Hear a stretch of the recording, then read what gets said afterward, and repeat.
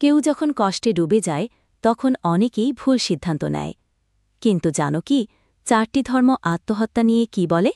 চলো জেনে নেই। আত্মহত্যা এটি শুধু নিজের জীবন শেষ করা নয়, বরং এটি ঈশ্বরের দেয়া সবচেয়ে বড় আমানতের অবমাননা।